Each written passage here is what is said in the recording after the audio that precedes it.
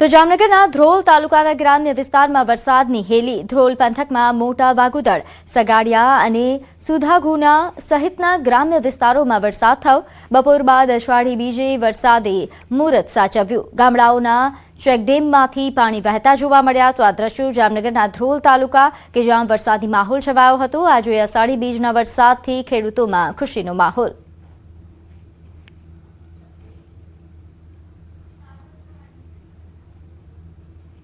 તો ઓછા વરસાદવાળા ધ્રોલમાં વરસાદ નોંધાયો. નોંધે છે કે ધ્રોલ પંથકમાં સવારથી વરસાદી માહોલ.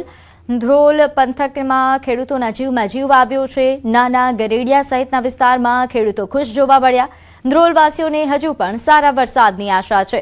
નોંધે છે કે ધ્રોલમાં ઓછો વરસાદ પડ્યો છે, જેના કારણે હવે આ વરસાદ પડતા ખેડૂતોમાં ખુશીની લહેર જોવા મળી રહી છે. ધ્રોલ પંથકમાં સવારથી જ વરસાદી માહોલ જોવા મળી રહ્યો છે.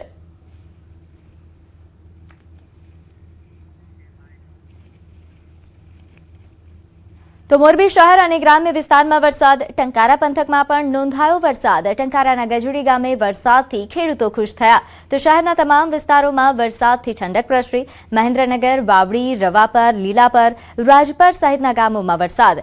ચાચાપર, વીરપર, લાલપર અને લગધીપુરમાં પણ મેઘરાજાની એન્ટ્રી જોવા મળી. વરસાદથી ખેડૂતોમાં ખુશી. ગરમી અને ઉકળાટથી લોકોને રાહત મળી.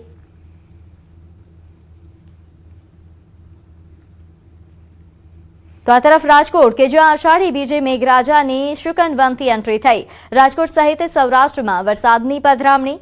અષાઢી બીજે વરસાદ વરસતા ખેડૂતોમાં ખુશીની લહેર જોવા મળી. લોકવાયકા મુજબ આજનો વરસાદ એ શુભ મનાય છે. મેઘરાજાએ અષાઢી બીજનું મુહૂર્ત સાચવતા ખેડૂતો ખુશ જોવા મળ્યા.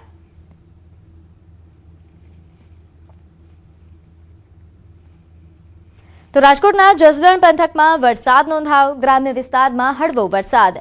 સાણથરી સહિતના ગામોમાં ધીમી ધારે વરસાદ વરસ્યો હતો. દ્રશ્યો જસદણ રાજકોટથી સામે આવ્યા છે, જ્યાં સાણથલી સહિતના ગામોમાં ધીમી ધારે વરસાદ વરસ્યો હતો. અષાઢી બીજના વરસાદથી ખેડૂતોમાં ખુશીની લહેર જોવા મળી.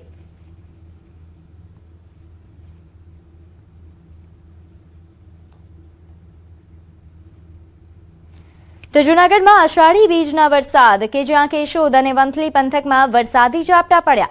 સવારથી વાદળછાયું વાતાવરણ જોવા મળ્યું. લાંબા વિરામ બાદ મેઘરાજાની એન્ટ્રીથી ખેડૂતો ખુશ થયા. દ્રશ્યો જૂનાગઢથી સામે આવ્યા છે, જ્યાં અષાઢી બીજના વરસાદમાં કેશોદ અને વંથલી પંથકમાં રસ્તાઓ ભીના થયા હતા. અહીં વરસાદી ઝાપટા પડતા હાલ ખેડૂતોમાં આશા બંધાઈ છે કે આગામી વરસાદ તેમને લાભદાયી બનશે. તો કેશોદ અને વંથલી પંથકમાં આજે અષાઢી બીજના શુકનવંતા વરસાદની પધરામણી થઈ. અષાઢી બીજના વરસાદથી ખેડૂતો ખુશ જોવા મળી રહ્યા છે. નોંધે છે કે લાંબા સમયના વિરામ બાદ અહીં મેઘરાજાએ એન્ટ્રી કરી છે.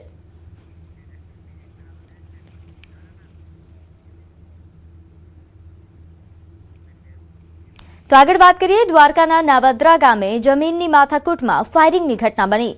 જમીનના ડખ્ખામાં થયેલા ફાયરિંગમાં લખમણ કરમૂર નામના વ્યક્તિને પગમાં ગોળી વાગી. સમગ્ર ઘટનાનો વિડીયો પણ સોશિયલ મીડિયા પર વાયરલ થયો છે. વિડીયોમાં લાંબા ગામના દેવસિંહ ચેતરિયા નામના વ્યક્તિ દ્વારા ફાયરિંગ કરાયા હોવાનો ઉલ્લેખ કરાયો છે. નાવદ્રા ગામની ડેમવાળી વિવાદિત જમીનમાં બનેલી આ ઘટનાથી સમગ્ર પંથકમાં ચકચાર મચી ગઈ છે. લાંબા ગામના માથાભારે શખ્સોએ આ ફાયરિંગ કર્યા હોવાનું સામે આવ્યું છે.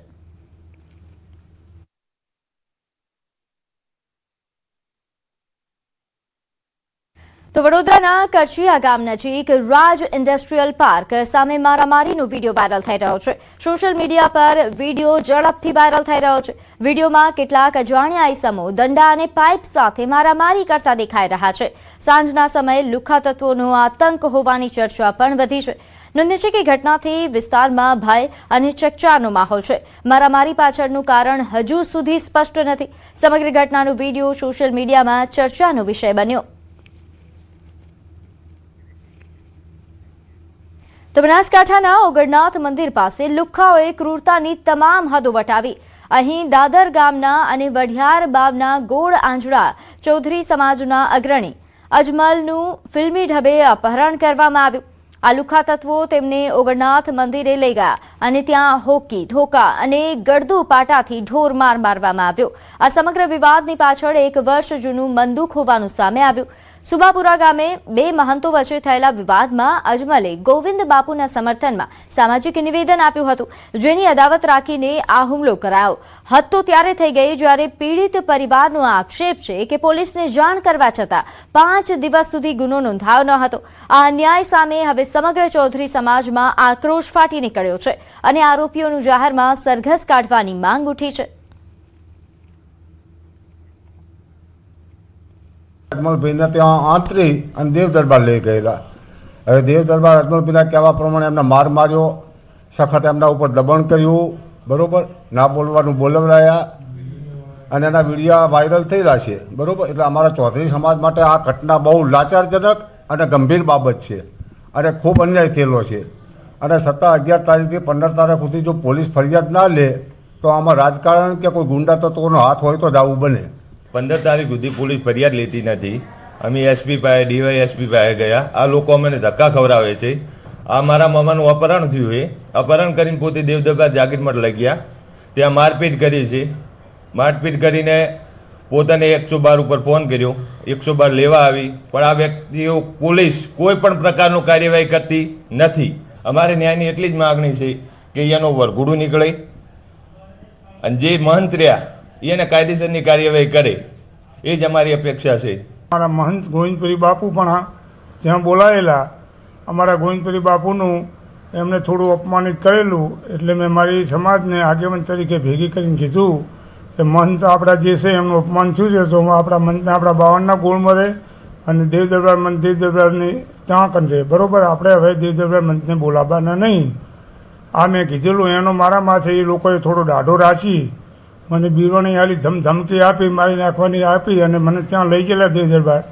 ત્યાં દેવ દરબારના મંત અને લુખા તત્વોએ મને ખૂબ માર મારી અને મેં માફી માગવા છતાં મને એ લોકોએ ખૂબ ત્રાસ આપ્યો છે. તો સમાચાર અરવલ્લીથી. ભિલોડાના મહેરુ ગામમાં યુવકની હત્યા. પ્રેમ સંબંધની શંકામાં ખેલાયો ખૂની ખેલ. યુવકની પથ્થર મારીને હત્યા કરાઈ. ભાઈએ બહેનના પ્રેમીને મોતને ઘાટ ઉતાર્યો. પ્રાથમિક શાળા પાસે યુવકનો મૃતદેહ મળી આવ્યો. પોલીસે આરોપીની અટકાયત કરી. નીલમ કુમાર સોનીલાલ ભગોરા, તેણે પોતાની બેન સાથે મરણ જનાર અશોકને આડા સંબંધ હોવાનો શક એમ રાખી અને પથ્થર શરીરે તથા માથાના ભાગે મારીને ઈજા કરી અને મોત નિપજાવેલ હોવાની હકીકત આરોપી છે નલીમ ઉર્ફે નીલમ, એમને અટકાયત કરી લેવામાં આવેલી છે. તો કેન્દ્રીય ગૃહમંત્રી અમિત શાહની અધ્યક્ષતામાં ભાજપનું મહામંથન. અમિત શાહની હાજરીમાં મળેલી બેઠક પૂર્ણ થઈ. ચૂંટણીની રણનીતિ પર મહત્વની ચર્ચા થઈ. સામાજિક રાજકીય સ્થિતિની સમીક્ષા. સ્થાનિક ચૂંટણી બાદ ભાજપનું મંથન. વિધાનસભા બેઠકો પર મંથન કરવામાં આવ્યું. લાભાર્થીઓ સાથે તાલમેલ અંગે સમીક્ષા કરી.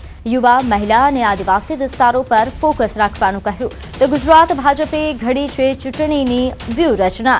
રાજકીય સમીકરણો પર અમિત શાહનું મંથન. બેઠકમાં મુખ્યમંત્રી ભૂપેન્દ્ર પટેલ, નાયબ મુખ્યમંત્રી હર્ષ સંઘવી અને પ્રદેશ પ્રમુખ જગદીશ વિશ્વકર્મા હાજર રહ્યા. બેઠકમાં સંગઠન મહામંત્રી રત્નાકર અને તમામ મહામંત્રીઓ પણ હાજર જોવા મળ્યા.